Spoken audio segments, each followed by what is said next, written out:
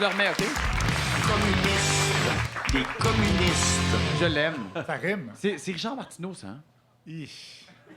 C'est Richard Martineau. C'est Continue. Richard Martineau. Une semaine sous le signe du ballon ovale, Jean-Philippe, c'est le Super Bowl où s'affrontaient les Chiefs et les quoi, Jean-Sébastien?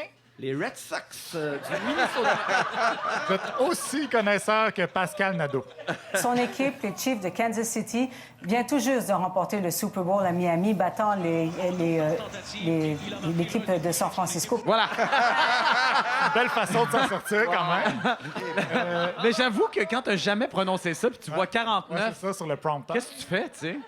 Ben, tu dis 49. 49 heures. Ouais, non, peu importe. Donald Trump aussi, vous voyez, il a tweeté que Kansas City était au Kansas, alors que c'est où, Jean-Sébastien? Au Missouri. Ben là, Ah, excusez-moi. au Missouri, Pascal Lévesque s'en est d'ailleurs moqué chez Pénélope.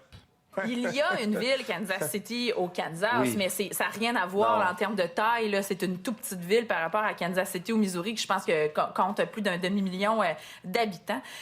Donc, pour les Chiefs, c'est une disette de 50 ans qui a été terminée hier. Pour Andy Reid aussi, l'entraîneur qui avait gagné en 1997 le Super Bowl, donc il était avec les Packers de Granby. Les Packers de Granby, Il avait jamais gagné en plus, Andy Reid, le Super Bowl.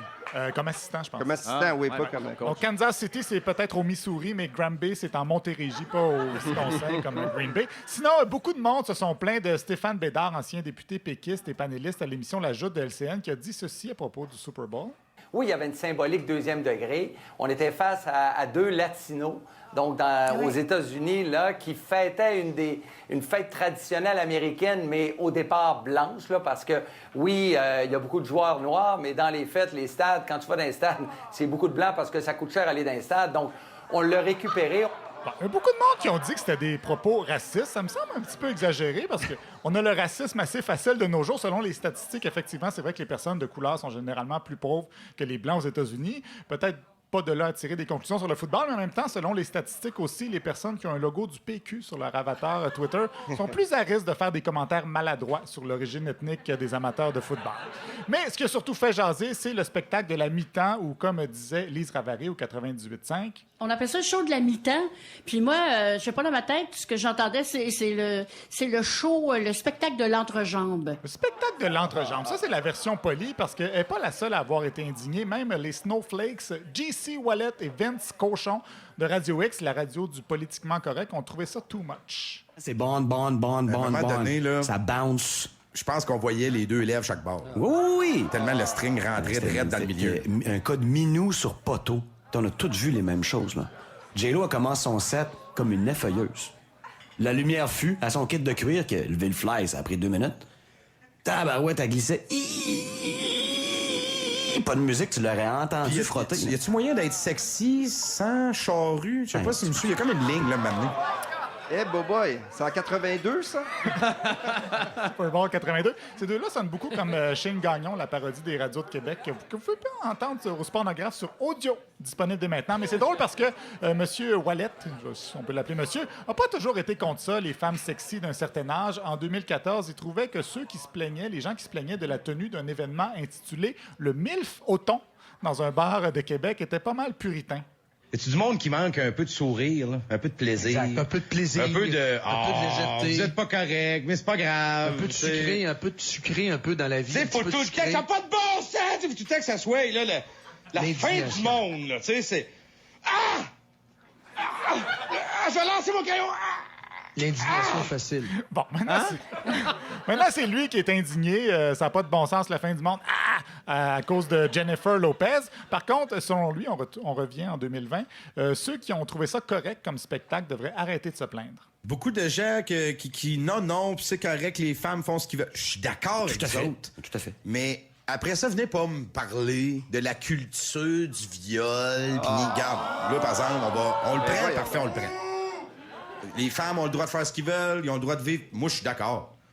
Mais après, venez pas me tenir un genre de discours de « Ouais, mais c'est ça, hein, la culture des pimps. » Donc, si vous trouvez ça correct, une fille peu vêtue qui se frotte sur un poteau, ben venez pas nous parler de la culture du viol. C'est quand même ironique parce que ça fait justement partie de la culture du viol de dire « Ben, elle avait juste à pas s'habiller de même. » De l'autre côté, Sophie Durocher a défendu Shakira. Qu'est-ce qui se passe ici? Mais voyons, non. Ce soir, les gens sont débiles. De l'autre côté, Sophie Durocher a défendu Shakira et J-Lo en reprenant cet excellent argument trouvé sur l'Internet en réponse à ceux qui disent que le Super Bowl, c'est un événement familial. Ben, c'est parce que si on montre des affaires un peu sexuelles dans un show qui est familial, avez-vous oublié comment on fait des bébés? La base de la famille, c'est du monde qui ont des enfants. Ben, les gens qui ont des enfants, désolé de vous l'apprendre, mais il y a une part de sexualité là-dedans. Il y a des chances que si la madame est un peu aguichante, pas mal comme ça que c'est le point de départ, que monsieur rentre dans la madame puis ça fait des petits-enfants. Alors voilà, c'est un show familial parce que je vous rappelle qu'une famille, on fait ça avec le sexe. À ce compte-là, Pornhub est aussi un site familial. On dirait que notre public va sortir dans la rue. Amenez-nous vite les cours d'éducation sexuelle. Sinon, Mme Durocher ainsi que son époux, ainsi que Benoît Dutrisac, ont reçu à Cube Radio le jeune auteur du manifeste contre le dogmatisme universitaire, publié dans Le Devoir, Philippe Lorange, qui disait que les universités étaient hijackées par la gauche intersectionnelle. Je ne sais pas ce que ça veut dire.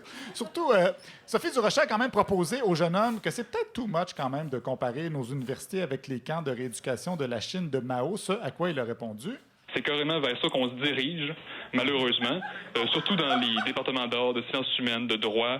On veut vraiment imposer une idéologie. Et non, ce n'est pas exagéré parce que, pour le moment, effectivement, nous ne sommes pas dans les camps de rééducation. Mais ce que nous disons à la fin du manifeste, c'est que nous ne voulons pas en arriver là. Mais c'est une éventualité. C'est vraiment une option qui est tout à fait possible. Alors, les camps de rééducation sont à nos portes si on ne fait pas attention, Jean-Philippe. C'est une éventualité, comme l'éventualité que les extraterrestres envahissent un jour la Terre. D'ailleurs, la rééducation semble être un thème à la mode à Radio X. Aussi, on s'inquiète d'un nouvel outil de rééducation. Le troisième lien, c'est une opération éducative de rééducation sociale pour rééduquer les citoyens qui doivent dorénavant, comment on dit ça? Adopter de bons comportements. C'est une offensive socialiste de rééducation sociale. Oui, le troisième lien est une offensive socialiste de rééducation parce qu'on veut y inclure du transport en commun. C'est pour ça que je propose d'ailleurs un nom pour le troisième lien, la traverse Québec-Lénine. Bravo.